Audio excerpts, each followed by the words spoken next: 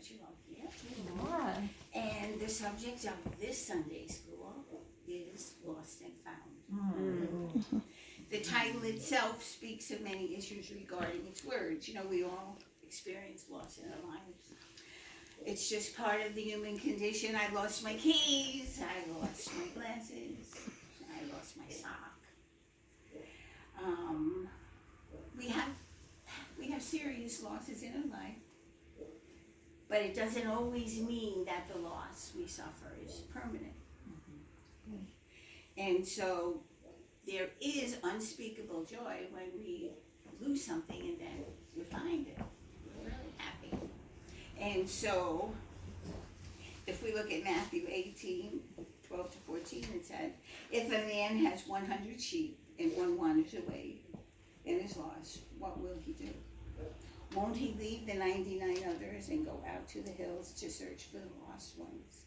And if he finds it, he will rejoice over it more than the 99 others that he left at home. Just so it is not my Father's will that even one of his little ones should perish. So now I was going to do a Sophia. Everybody knows Sophia, right? From the Golden Girls. She used to go, picture this. And so I was going to start out with picture this. The wind is howling. And I was going to liken the beginning of it to winter in New York State. But because of the weather you guys have all had recently, you really can picture this. Howling wind, sleet, freezing rain. You had it all. It was a pretty bad storm. But now what I'm asking you to picture is living like that for about 6-7 months out of the year. Because that's what it's like. We got word yesterday that Leanne's friend, where we used to live, it was 22 below zero. So every time a few speckles fall, don't get too upset. So, but I'm a New Yorker. I was born and bred in New York. I lived there most of my life. I've traveled, but that was my home. And so I'm always ready for winter. I have my gloves, my mittens, lots of mittens and hats. Most of the mittens and the hats that I have, I've made myself. They're so pretty. But I have one pair of mittens that was always my favorite. And it matches nothing I have. They're green and white. My jacket is blue. And so every year I would get ready, and I never do the thing where you put your winter clothes away, and then you put your summer clothes out, and then you put your summer clothes away and bring them. No, my winter and summer clothes are always there. So I take my mittens and I put them in my pocket, but these mittens are especially special to me because we had a group in Oneonta that was not for profit, that did things for the children in the area. And this one year they had a mitten tree. And everyone who could knitted or purchased a pair of mittens and put them on the tree. And so anybody was allowed to take a pair. And when I went, I was there that day, and they said, I said, I'm not a kid. And they said, you can have one. So, but for some reason, there was a spirit in these mittens because they were made with love. Somebody's hands worked these mittens. So to me, I even feel the Holy Spirit now as I speak of them because for some reason they held a very strong spiritual meaning for me. So I put them in my pocket, and every day I would check, no. Well, came the dreaded day that I put my hands in my pocket, and I only came out with one mitten. So I was devastated. I was just devastated because for some reason I just had to have this mitten. So I went crazy. I went back to work that day, and I called every place I had frequented the day before. I went to the nursing home that day, went to the hospital that day. In my job, I had to do that. And I actually parked the car in town and walked the same path that I walked because I had to find this mitten. This was my mitten. And I couldn't find it. And I, 3 or 4 days went by, and I finally gave it up. My mind gave up, but my spirit didn't give up.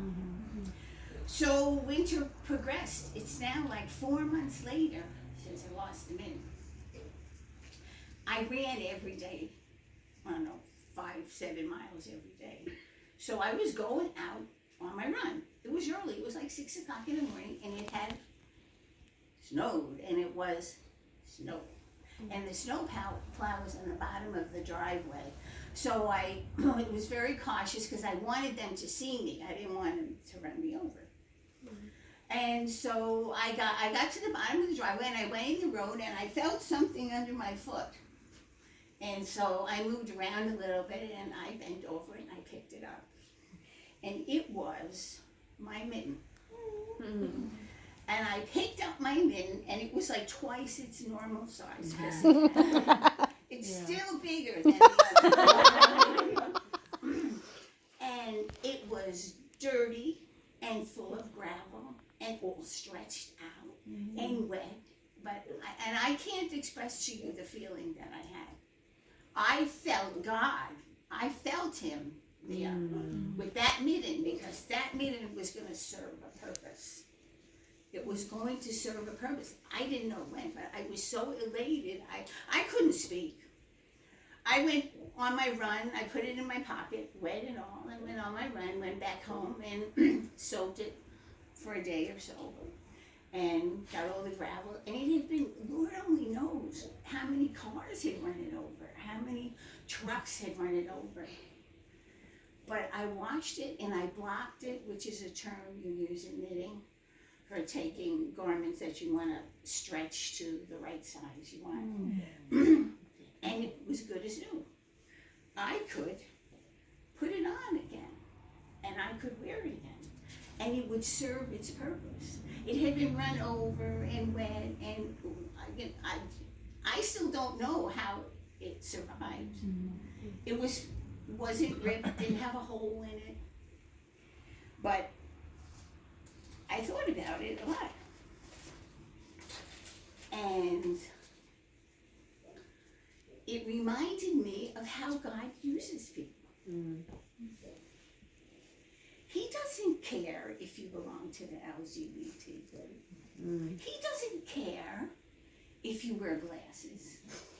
He doesn't care if you wear braces. He doesn't care if you're tall. He doesn't care if you're short. He don't care. You're still there. And it reminded me of a book by a Christian author. Her name is Patsy Claremont. And she wrote a book called God Uses Cracked Pots. And that He does.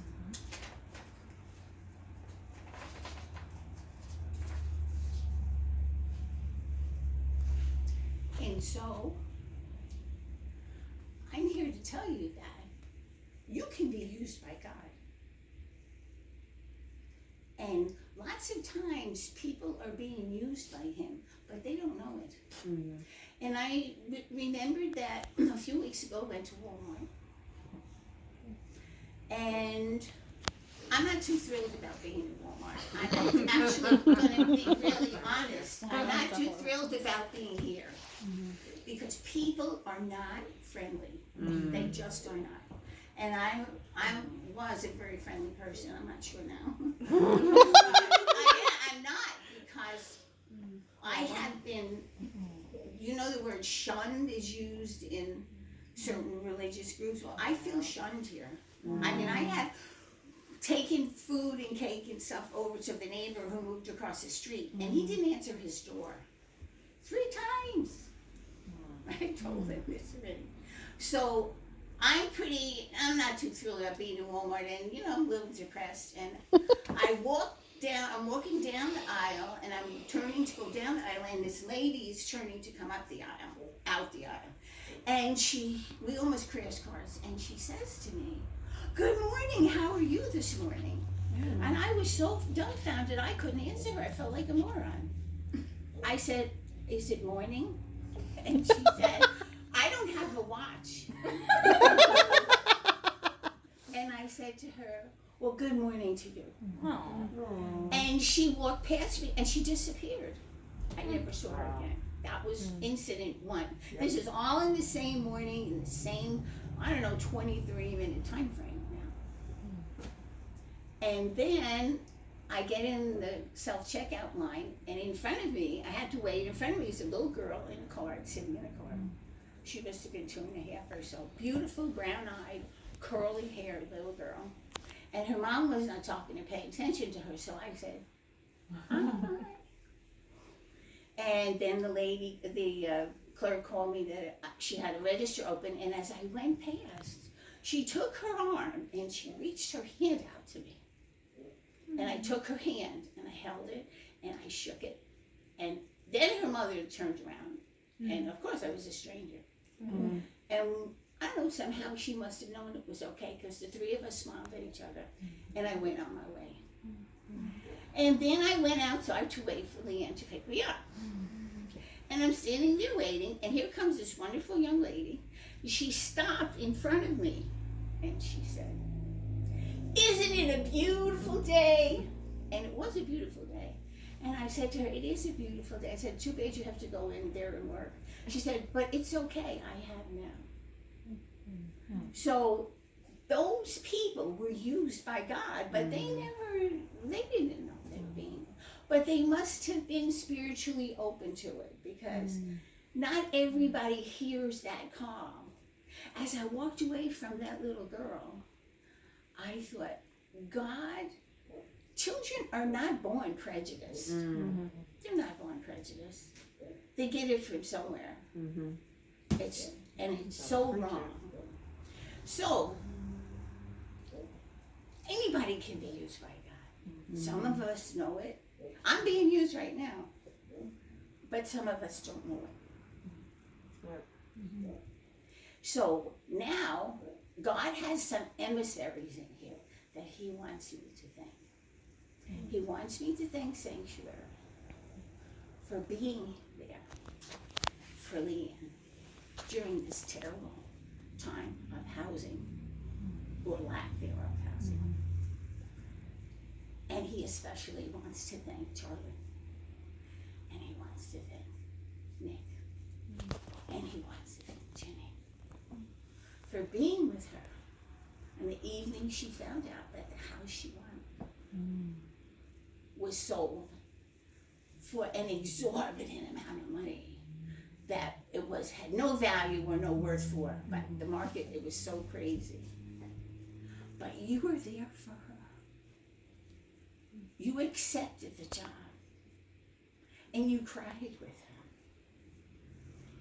and you supported her, and you held her, and He wants to thank you for that. So everybody be of good cheer, and keep your heart and your mind open to God. And as Leanne always says on her phone message, before you leave a message, okay. Oh, no, I'm going, what is it? I'm trying to remember what's on my phone. The Kingdom of God kingdom of God is within within you. you. And the kingdom is now.